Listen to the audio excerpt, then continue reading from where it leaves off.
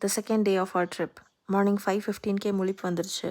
கிச்சனை க்ராஸ் பண்ணி போகும்போது அப்போ தான் அந்த கிச்சனில் இருக்க சன்ரைஸோட அந்த வியூ என் கண்ணில் பட்டுச்சு. இந்த வியூ அப்படியே ஒரு 2 நிமிஷம் நின்று ரசிச்சுட்டு பாதி தூக்கத்தில் அப்புறம் திருப்பி போய் படுத்து தூங்கிட்டேன். அதுக்கப்புறம் நானே நினச்சாலும் 8 மணிக்கு மேலே என்னால் தூங்க முடியாது. பிகாஸ் என்னோடய சன் எங்களை எழுப்பி விட்டுருவாரு.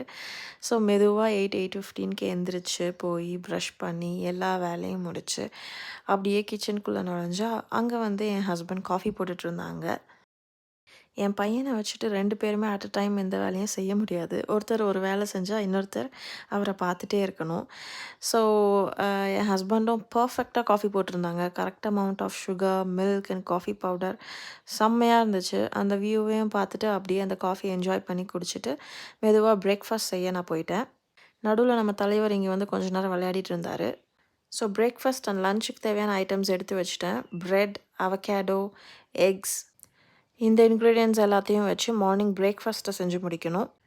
இது இல்லாமல் மத்தியானம் லஞ்சுக்கு சிக்கன் மீட் பால்ஸ் வாங்கியிருந்தேன். நேற்று கடைக்கு போயிருந்தோம் இல்லையா, அப்போ வாங்கினது தான் இது. அண்ட் நான் வீட்டிலேருந்து செஞ்சு எடுத்துகிட்டு வந்த ஒரு பேஸ்ட். இது ரொம்ப முக்கியமான ஒரு ஐட்டம். வெளியே போனால் அது ரொம்ப யூஸ்ஃபுல்லாக இருக்கும். இது என்ன அப்படின்றத சொல்கிறேன். Onion, tomato, garlic, ginger and green chillies இது எல்லாத்தையும் சாட்டே பண்ணி பேஸ்ட் பண்ணி வச்சுக்கிட்டேன். இந்த மாதிரி எடுத்துக்கிட்டோன்னா ட்ராவல் பண்ணும்போது குக் பண்ண ரொம்பவே ஈஸியாக இருக்கும்.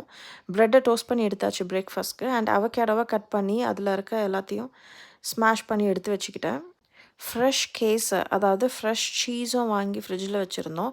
ஸோ ப்ரெட்டை டோஸ்ட் பண்ணதில் அதில் ஃப்ரெஷ் சீஸை ஃபர்ஸ்ட் போட்டுட்டு அதுக்கு மேலே மேஷ் பண்ண அவகேடோவும் போட்டுக்கிட்டேன். அதுக்கு மேலே நல்லா சில்லி ஃப்ளேக்ஸ் உங்களுக்கு வேணும், எவ்வளோ காரம் வேணுமோ அவ்வளோ தூவிக்கலாம். அண்ட் அதுக்கு மேலே ஒரு எக் ஆம்லெட். அவ்வளோதான், ஒரு சிம்பிளான sandwich recipe. But taste really அமேசிங்காக இருக்கும். ஸோ பிரேக்ஃபாஸ்ட்டை நானும் என் ஹஸ்பண்டும் அப்படியே பேசிக்கிட்டே இன்றைக்கி என்னென்ன பண்ண போகிறோம், என்ன டைமில் கிளம்ப போகிறோம், எங்கே போகிறோம், என்ன பார்க்க போகிறோம் அப்படின்றத பிளான் பண்ணிவிட்டு பிரேக்ஃபாஸ்ட்டை அப்படியே சாப்பிட்டு முடிச்சிட்டோம். அண்ட் யூஷுவலாக நாங்கள் எப்போ வெளியே போனாலுமே டின்னரோ லன்ச்சோ ஃபுட்டோ வெளியே சாப்பிடுவோம். இந்த வாட்டி கொஞ்சம் டிஃப்ரெண்ட்டாக நான் இந்த மாதிரி பேஸ்ட்லாம் அரைச்சி எடுத்துகிட்டு வந்து ட்ரை பண்ணி நம்ம லன்ச் பேக் பண்ணி எடுத்துகிட்டு போய் வெளியே சாப்பிடலாம் அப்படின்ற ஐடியா தான். ஸோ நான் பிரேக்ஃபாஸ்ட்டை முடித்து உடனே லன்ச் செய்ய ஆரம்பிச்சிட்டேன்.